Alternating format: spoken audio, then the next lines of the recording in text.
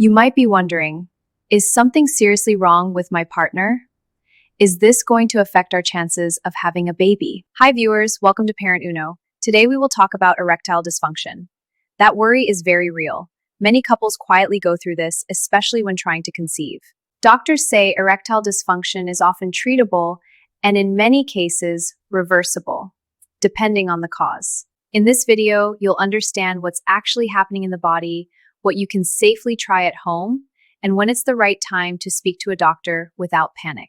Erectile dysfunction, often called ED, means difficulty getting or maintaining an erection firm enough for sex.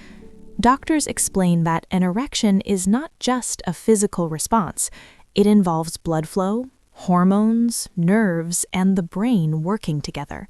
So when something feels off, it doesn't automatically mean something is seriously wrong. Many men experience this at some point, especially during stress, fatigue, or pressure to conceive. And this is important to understand. 1 or 2 episodes do not mean a permanent problem. This is where many couples get confused. They assume it's a fixed condition, when in reality, it can be temporary. Let's talk about common causes. Doctors usually group them into 2 areas, physical and psychological. Physical causes may include reduced blood flow, hormonal imbalance like low testosterone, conditions like diabetes or high blood pressure. And psychological causes are actually very common, like performance anxiety, stress, relationship pressure, trying to conceive stress when you are trying from the last few months. Studies suggest that anxiety alone can interrupt the signals between the brain and body. And when couples are actively trying for a baby, the pressure can increase. And a good news is psychological causes are very common, and it can be fixed easily at home. Here's the part most people misunderstand. ED is not always about attraction or desire.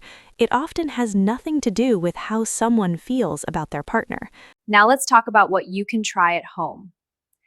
Doctors often recommend starting with lifestyle adjustments. Small changes can have a real impact. Improving sleep, reducing alcohol intake, regular physical activity, managing stress, even simple things like walking daily can improve blood flow. For couples trying to conceive, removing pressure can also help. And the most important thing is support and love of each other. Instead of focusing only on timing, reconnect emotionally, because the brain plays a key role in sexual response. Before you assume the worst, there's one thing you need to know. Temporary ED is very common and often improves with these basic steps, so don't worry about it. Many people believe if this is happening, it means infertility. No, that's not true. Doctors clearly separate erectile dysfunction from fertility. ED affects the ability to have intercourse. Fertility relates to sperm health. A man can have ED and still he can produce healthy sperm, and it's clinically proven. And in many cases, once ED improves, conception can happen naturally. If this is something you're going through, you're not alone. You can also explore more supportive videos like this on ParentUno to better understand your body step by step. Like, subscribe, and share it to other people so they can get help. Now, let's gently talk about when to consider medical help.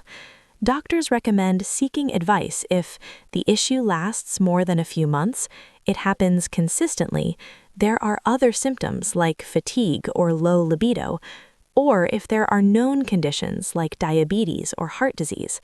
Again, this is not to alarm you. It's simply about making sure everything is okay. Doctors prefer early conversations rather than delayed worry. If your partner is experiencing erectile dysfunction, it can feel confusing and emotional, but in many cases it's temporary, often linked to stress, lifestyle, or manageable conditions, and he needs your strong support in this time. This is where early support really helps, because ED can sometimes be an early signal of underlying health conditions. And catching those early is actually a good thing. It does not automatically mean infertility, and it does not mean something is broken. What matters most is understanding, communication, and taking small steps forward. Again, I'm saying you're not alone in this. It's a very common issue. If this helped ease your mind even a little, you can stay connected with ParentUno for more calm, doctor-guided support. And in the next video, we'll walk through something many couples struggle with: what questions you should actually ask your gynecologist when trying to get pregnant, and why those questions matter more than you think.